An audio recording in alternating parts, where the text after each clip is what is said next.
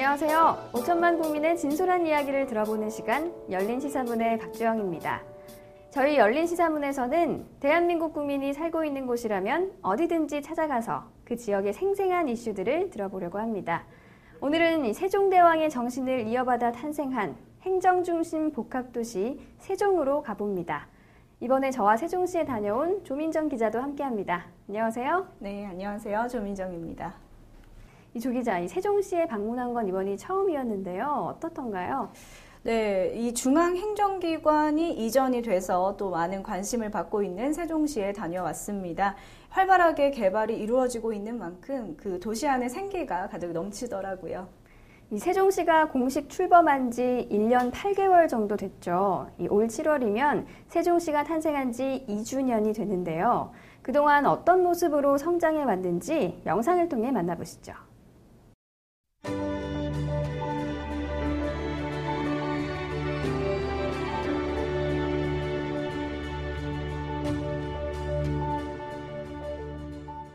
모두가 꿈꾸는 세계적인 명품 도시, 세종특별자치시가 대한민국의 새로운 역사를 창조합니다.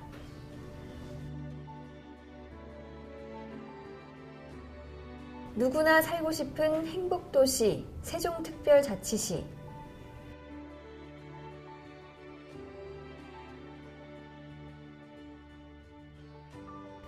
(21세기) 대한민국이 꿈꾸는 미래, 세종의 혼이 살아 숨쉬는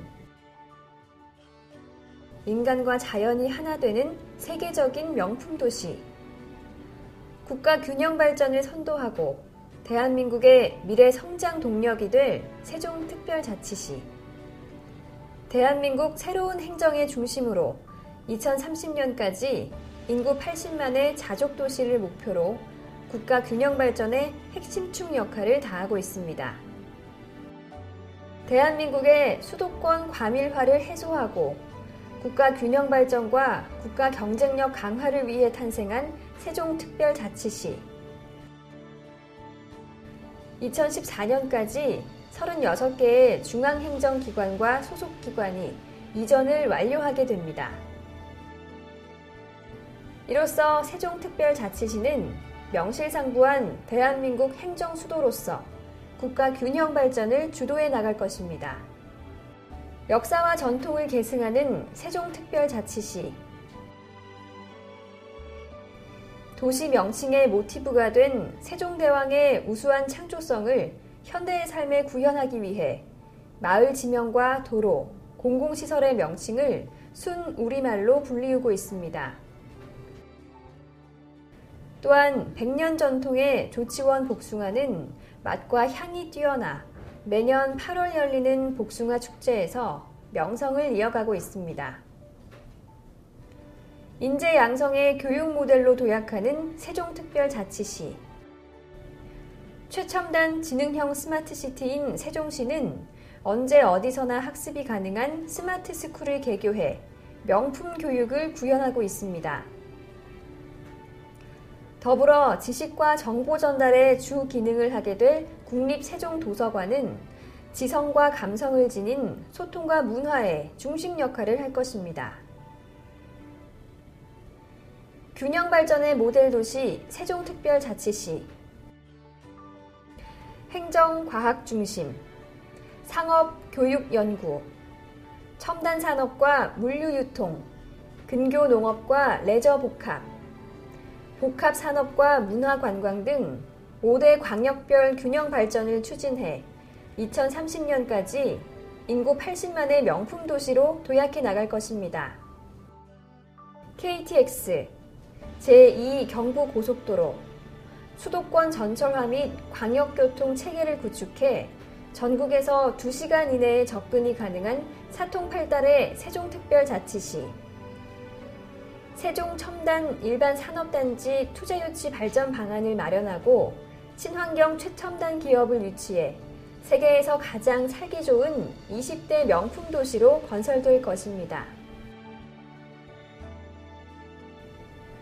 대한민국 행정의 중심, 사람과 자연이 어우러지는 녹색 도시, 역사와 전통이 살아 숨쉬는 문화의 도시. 세계적인 첨단 교육 환경, 균형 발전의 모델 도시, 21세기 글로벌 명품 도시로 우뚝 설 세종특별자치시. 세종특별자치시가 대한민국의 새로운 미래를 약속합니다.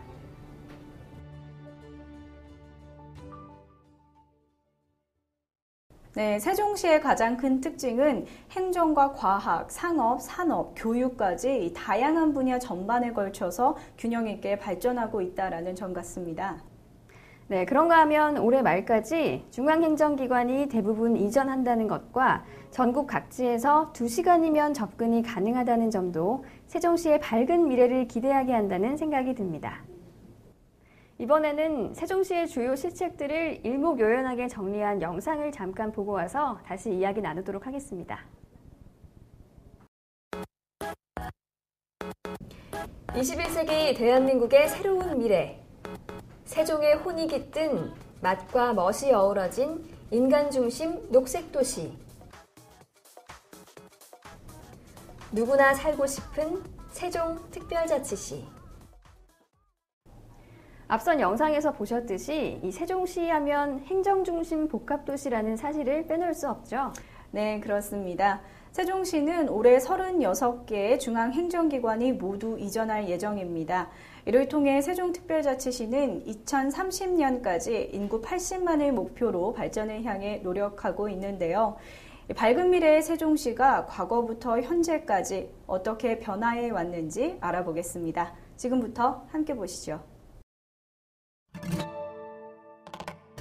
2013년 4월 세종시는 이렇게 시작했습니다. 하늘에서 본 세종시의 2013년 4월은 마치 이제 막 스케치를 시작한 한 장의 그림 같습니다.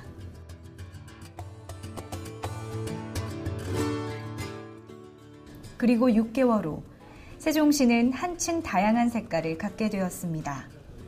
넓게 뚫린 도로와 태양광 시설, 새로운 도시와 생활을 시작할 아파트와 자연과 하나 된 푸른 모습까지 말이죠. 세종시는 멋진 한 폭의 그림처럼 단장을 마쳤습니다. 그럼 세종시는 또 어떤 미래를 그리고 있는지 세종시청에 찾아가 관계자의 이야기를 직접 들어봤습니다.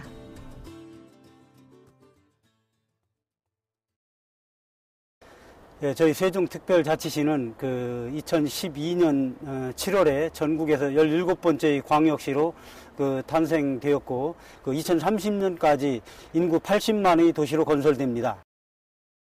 저희 세종특별자치시는 구부, 이처, 이청 등 중앙행정기관과 16개 연구기관이 이전하게 되어 명실공히 행정수도로서의 역할을 담당하게 됩니다.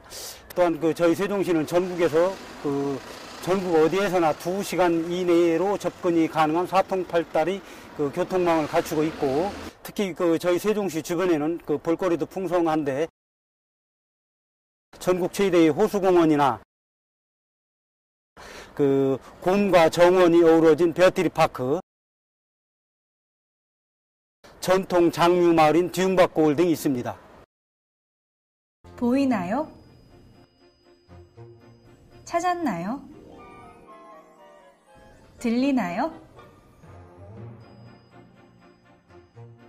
차이에 감탄하고 품격에 감동받는 세종의 미래가 행복도시 세종특별자치시입니다. 불과 6개월 만에 새 단장을 마친 세종시의 모습이 인상적입니다. 저는 특히 이 베어트리 파크의 귀여운 곰들에게 눈길이 가는데요.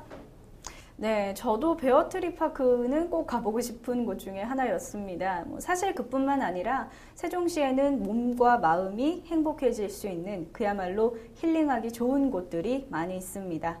지금부터 세종시의 숨은 힐링 장소들을 찾아볼까요? 지금부터 함께 보시죠. 사람과 자연이 함께 어우러진 세종특별자치시. 도시 전체 면적의 52%를 녹지 및 친수 공간으로 조성합니다. 국내 최대 규모의 세종호수공원은 시민들이 문화와 여가를 함께하는 랜드마크로 거듭날 것입니다. 해안광 모듈의 최첨단 자전거 도로와 금강을 둘레로 354km의 자전거 도로는 쾌적하고 여유로운 녹색 도시의 상징입니다. 금강과 미호천이 만나는 합강공원의 오토 캠핑장, 오봉산과 운주산, 고복 호수공원과 금강 자연휴양림은 대자연 속에서 가족과 함께하는 힐링의 공간이 될 것입니다. 전통 장류 테마파크인 뒤움박고울, 반달곰을 테마로 한 베어트리 파크는 가족과 연인들에게 낭만 가득한 추억의 장소가 되어줄 겁니다. 그 외에도 오래된 전통을 자랑하는 세종 전통장류박물관, 옛 추억을 되살려줄 교과서 박물관, 근대 유물 및 민속놀이를 체험해 볼 수 있는 연기 향토 박물관 등이 있습니다. 영상을 보니 세종시에 살고 싶다는 생각이 절로 듭니다. 이 호수공원도 멋있고요. 특히 오토 캠핑장이 가까이에 있으니 가족들이 좋은 주말 보내기에는 최고인 것 같습니다. 네, 그렇습니다. 주로 자연 친화적인 시설들이 참 많다라는 것을 알 수가 있었죠. 저는 또 자전거 도로가 잘 갖춰져 있는 모습이 부러웠는데요. 그 외에도 인상적인 곳이 참 많았습니다. 네, 또한 이 세종시를 대표하는 박물관도 많습니다. 그중에 이 독특한 박물관이 있다고 해서 저희가 직접 찾아가 봤는데요. 어머니 손맛의 비결이 담겨 있는 세종 전통장류박물관으로 안내합니다. 지금 함께 가보시죠.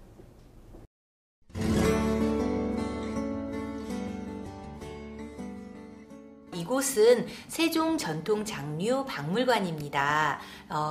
저희 세종시에 있는 전통장들을 특히 이제 저희 뒤움박고을에 있는 된장, 간장, 고추장, 집장을 보관하는 용기나 어떻게 담그는지에 대한 방법들에 대해서 좀 연구하고 전시하고 그리고 교육하고 여러 가지 보존의 업무를 보는 곳입니다.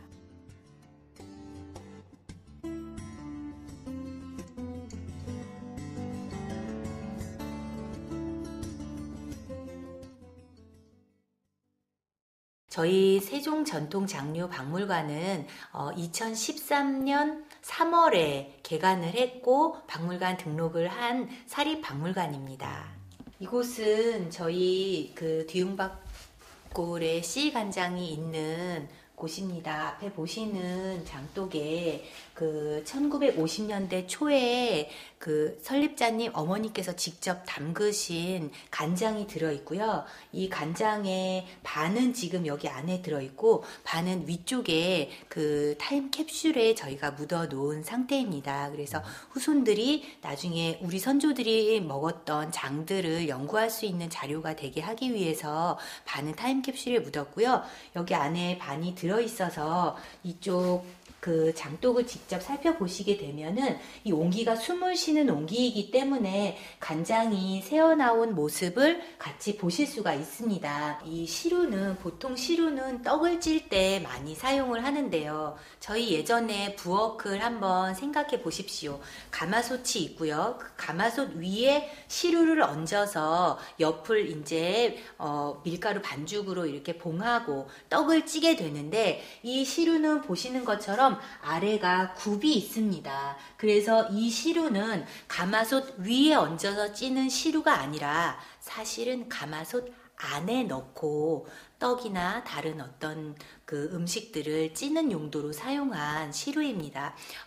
이것은 좀 사연이 있는데요. 예전에는 곡간 열쇠를 시어머니들께서 가지고 계셨죠. 그래서 무슨 떡을 하거라 하고 어머님들이 며느리한테 이제 그 필요한 곡식을 꺼내 주시는데 저녁은 밤은 길고 해야 할 일들은 많고 아기들은 배고프다고 엄마 먹을 거 줘 이렇게 하니까 옛날 며느님들이 생각하시기에 어머님이 떡을 찌라고 할 때 같이 그 밑에 가마솥에다가 뭔가 다른 감자나 고구마나 혹은 다른 떡을 찌면서 어머님 몰래 겉에서 봤을 때는 가마솥 위에 그냥 큰 시루에만 떡이 쪄지는 것만 보이니까 어머님은 떡이 잘 쪄지고 있구나 이렇게 보시지만 실제로 며느리는 안에다가 다른 먹거리를 좀 더 쪄서 아이들이 밤에 엄마 배고파요 뭐 먹고 싶어요 하면 이렇게 감자도 주시고 고구마도 주실 수 있게끔 해서 그 예전에 우리 어머님들 그 당시에 며느리였던 그런 어머님들의 그런 애환이 좀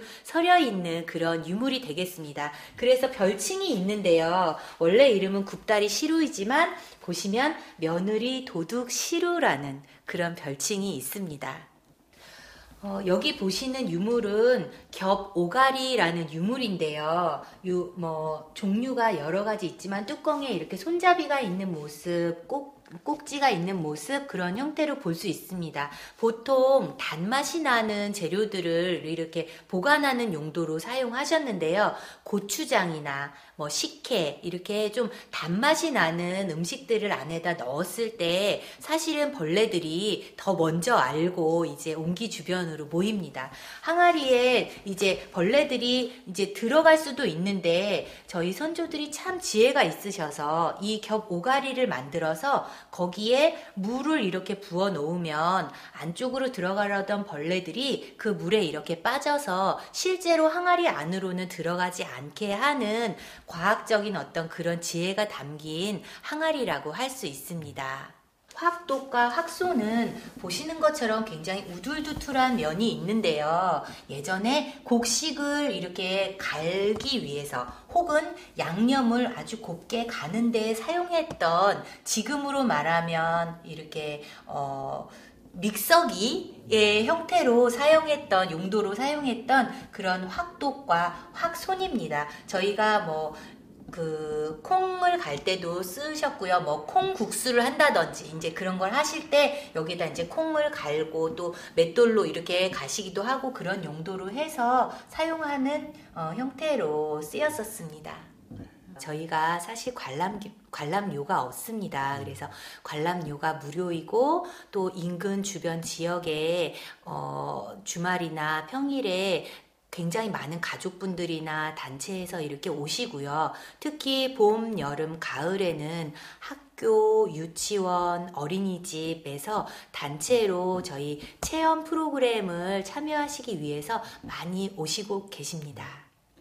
전시실과 수장고라는 유물을 보존하는 공간이 따로 있습니다. 그래서 전시는 상설 전시와 특별 전시로 나뉘게 되고 그 회장님과 관장님께서 평생도록 유물 수집을 하신 유물들을 일부는 전시하고 일부는 다음 기회에 또 전시할 수 있게끔 항온항습이 되는 공간에서 저희가 유물 보존을 하고 있습니다.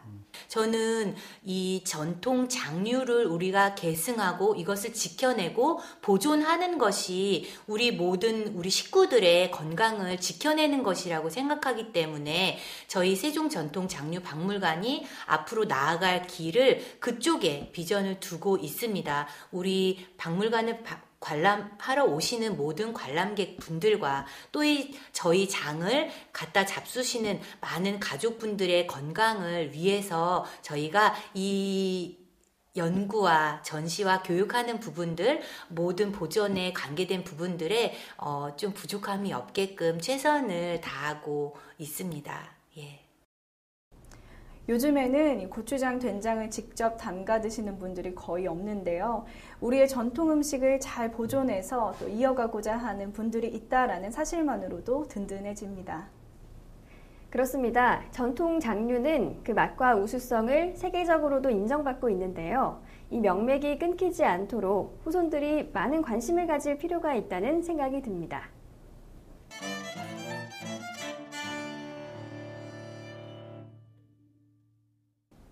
세종시에는 한적하고 포근한 곳에 자리 잡고 있는 뒤웅박 고을이 있는데요. 워낙 크고 볼거리가 많아서 자세히 살펴볼까 합니다. 조 기자는 이 뒤웅박 고을의 첫인상 어땠나요? 네, 이 뒤웅박 고을에 가자마자 정말 많은 장독대들이 우선 눈에 띄었습니다. 이 수많은 장독대 안에 무엇이 있을까 무척 궁금했던 기억이 납니다. 그래서 이 뒤웅박 고을의 관장님을 만나 이곳이 어떤 곳인지 이야기도 들어보고요. 끝없이 펼쳐져 있는 장독대 속에 무엇이 있는지도 보고 왔습니다. 화면으로 만나보시죠. 시간이 흐를수록 소중해지는 가치가 있습니다.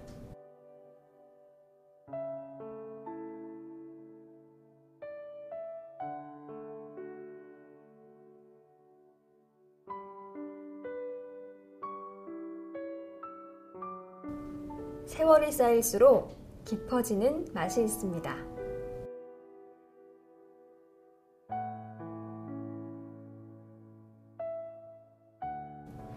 농부의 손끝에서 시작된 정성이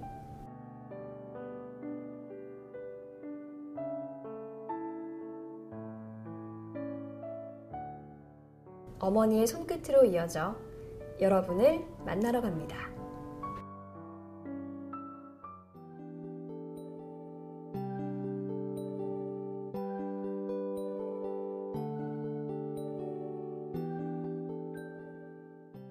크고 작은 장독들이 빼곡히 들어서 있는 이곳, 뒤웅박 고을을 소개합니다. 메주가 고추장, 된장, 그리고 간장으로 변하기까지 어머니의 마음으로 정성을 쏟고 있는 분을 만나 이야기를 들어봤습니다. 뒤웅박 고을은 여러분이 어느 곳이냐, 무엇을 하는 곳이냐, 그리고 뒤웅박의 뜻은 무엇이냐, 이걸 가장 많이 묻는데요. 세종시에 자리 잡고 있는 이 뒤웅박 고을은 세종시라고 우리가 불리기 전에 벌써 연기군이라고 불릴 때부터 여기가 지어져서 그리고 생활하고 있고 사람들이 음식을 만들게 되고 이러한 테마를 갖고 있는 테마파크입니다. 그래서 뒤웅박이라는 가장 먼저 묻는 뒤웅박이라는 것은요. 옛날 속담에 여자 팔자 뒤웅박 팔자라 해서 여자가 누굴 만나냐에 따라서 팔자가 바뀐다. 예를 들어서 조롱박이, 저 뒤웅박이 좋은 곡식을 보관하는 사람이 있는가 하면 우리가 많이 어려웠을 때 아주 그 곡식 중에서도 가장 흔하던 곡식을 보관하는 게 있었어요. 거기서 유래돼서 온 말인데 사실은 그게 나쁜 말이 아니죠. 왜냐? 저기에다가 좋은 씨앗만을 보관한다면 저게 아주 좋은 뒤웅박이 되는 거예요. 사람들이 이제 조롱박이라고 많이 하니까 뒤웅박이 되는 거예요. 그리고 또 하나는 하늘에서 여기 보면은 이 지역이 이제 뒤웅박 같다고 이런 썰이 있어서 또 저희가 이름도 뒤웅박이고 또 하나는 여기 건너올 때요. 굉장히 힘들게 건너온대요. 이 얘기들이 우리가 굉장히 되다 할 때, 진짜 너무 되다. 그래서, 얼마나 힘들면은 뭐 등박 우리가 되다 할 때, 뭐 이런 이름들이 많이 갖고 있는데 사실은 여기 설립자는 아까 맨 처음에 말한 것, 항상 여기에다 좋은 씨앗만을 보관하자. 이렇게 해서 뒤웅박 고을이 된 거고요. 뒤웅박 고을은 뒤에 보시다시피 정성, 정결, 정려의 세 가지 마음을 가지고 움직이는 전통 장류를 만드는 테마공원입니다. 여러분들이 이제 쭉 보시게 될 장을 만드는 과정이나 그리고 그 장을 이용해서 만드는 음식 이런 것들이 우리가 앞으로 가지고 가야 될 유산입니다. 그렇기 때문에 우리는 이거를 박물관이라고 일컫는 거죠. 박물관이 허가받기까지가 굉장히 힘들었는데 그 이유 중에 하나는 유물입니다. 자, 우리가 이전부터 내려오는 유물도 보관해야 되는 게 우리 임무지만 앞으로 우리가 만들어가야 되는 유물을 가진 박물관도 박물관입니다.